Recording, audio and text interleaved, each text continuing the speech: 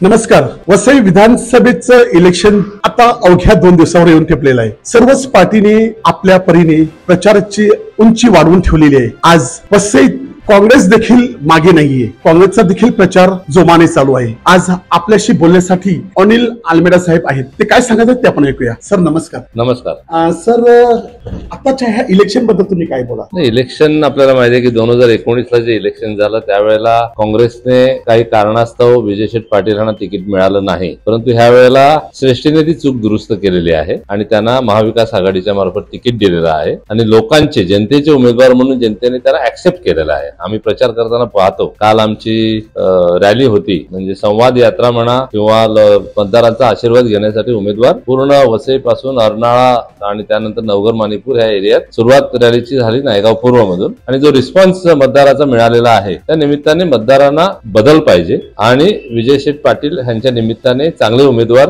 महाविकास आघाडी मार्फत दिलेले आहेत आणि हात ही निशाणी बऱ्याच टायमानंतर लोकांना प्रचारात ऍक्सेप्ट केलेली आम्हाला दिसते आणि त्यामुळे आम्हाला विजय निश्चित वाटतो. ज्यांच्या नावातच विजय आहे त्यांचा विजय निश्चित वाटतो. तुम्ही जनतेमध्ये प्रामुख्याने कोणत्या विषयावरती भर देतात? आपल्याला माहिती आहे मागची जवळजवळ 30 वर्ष जे सत्तेमध्ये आहेत, दुर्दैवाने आपले रस्ते, वीज, पाणी हे बेसिक प्रश्न जे आहेत ते अजून सुटलेले दिसत नाही. स्थानिक लोकांना अजून पाणी मिळालं नाही. आपल्याला ज्या वेळेला माझे वडील जॉन आलमेडा सभापती होते त्यावेळेला 8 MLD पाणी वसईला येत होतं. त्यावेळेला माणिकपूर, चुरणा, त्यानंतर घास ह्या भागात स्टँडपूरची कनेक्शन दिली जायची. आता 450 MLD पाणी येतो, तरी देखील स्थानिक माणसाला पिण्याचं पाणी मिळत नाही. त्यांना क्षारयुक्त पाणी प्यायला लागतं आणि बऱ्याच आजारांना सामोरे जायला लागतं. तो एक प्रमुख प्रश्न आहे. 29 गावाचा प्रश्न आहे, जिकडे कोर्टाने निर्णय देऊन देखील मुद्दामहून ग्रामपंचायत अजून ऍक्टिव्ह केलेल्या नाही. कुठेतरी मनमानी कारभार, अधिकाऱ्यांवर दबाव आणणं हे कामकाज चालू आहे. भ्रष्टाचार आहे बऱ्यापैकी. 2000 कोटीचं आपल्याकडे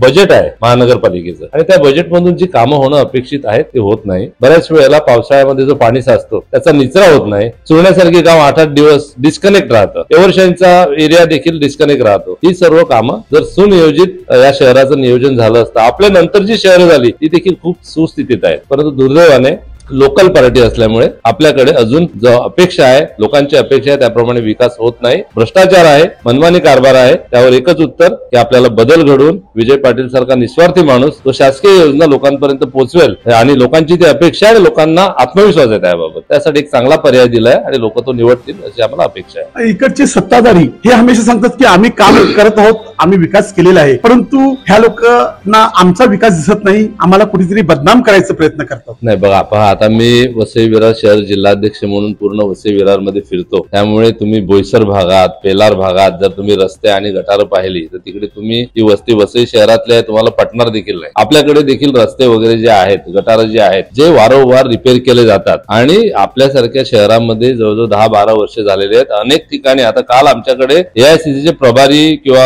ऑब्झर्व्हर आले आहेत. त्यांच्याकडे मँगलोरमध्ये ते 20 वर्ष कॉर्पोरेटर आहेत. तर तिकडचे सर्व रोड कॉन्क्रीट झालेले आहेत. म्हणजे 2000 कोटीचं बजेट असून आपल्याकडे कुठला कॉन्क्रीट झालेला रोड दिसत नाही. प्रत्येक वेळेला रोड झाला, कॉन्ट्रॅक्टमध्ये भ्रष्टाचार आहे. 50% रक्कम त्यांना कॉन्ट्रॅक्ट मिळण्यासाठी द्यायला लागतं. प्रत्यक्ष कामामध्ये ते पैसे जेवढे वापरायला पाहिजे ते वापरले जात नाही आणि पिण्याच्या पाण्याचं एवढा सप्लाय असताना स्थानिक लोकांना पाण्यापासून अजून वंचित ठेवलेलं आहे. 69 गावाची योजना अजून लागू केलेली नाही. ते दुर्दैव आहे. आणि अलीकडे जो वाढवण बंदराचा जो प्रकल्प आहे, जो आपल्याकडे आणायला घेतलेला आहे, त्यामुळे देखील मच्छीमारांना फार मोठा त्रास होणार आहे. 2009ला आपण एक खूप आशेने जन आंदोलन मार्फत जे उमेदवार निवडून दिले त्या उमेदवारांनी देखील अपेक्षा पूर्ण केल्या नाही आणि त्यांच्याच फॅमिली मधला एक उमेदवार आपल्या समोर आहे. त्यामुळे त्याला देखील लोकांसाठी तो पर्याय नाही आहे असं मी समजतो. एकच पर्याय भूमिपुत्र विजय शेठ पाटील. आता कुठे असं बोललं जाते की काँग्रेसला मत म्हणजे बीजेपीला विजय होण्याचा मार्ग मोकळा. नाही, आपल्याला माहिती आहे बघा, मागच्या लोकसभेमध्ये ज्या वेळेला मतदानाची टक्केवारी आणि मतदानाची आकडेवारी जर तुम्ही पाहिली तर तुमच्या लक्षात येईल की मागच्या वेळेला आम्ही 1 महिना 1.5 महिना अगोदर प्रचार सुरू करून बीजेपी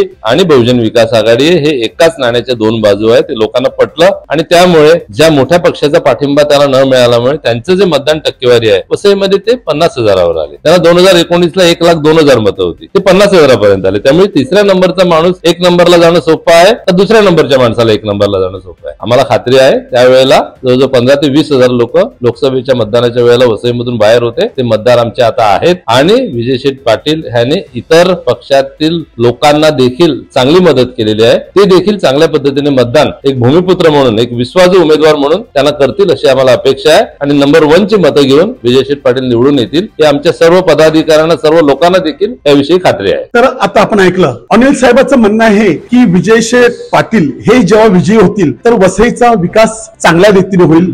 वसईच्या विकासात कुठेही भ्रष्टाचार होणार नाही आणि वसई गावापासून लागले तर शहरापर्यंत सर्वच कामं हे सुरळीतरित्या होतील. वसई लाईव्ह न्यूज साठी दिलीप डाबरेसह मजेश डिसूजा, वसई. नमस्कार.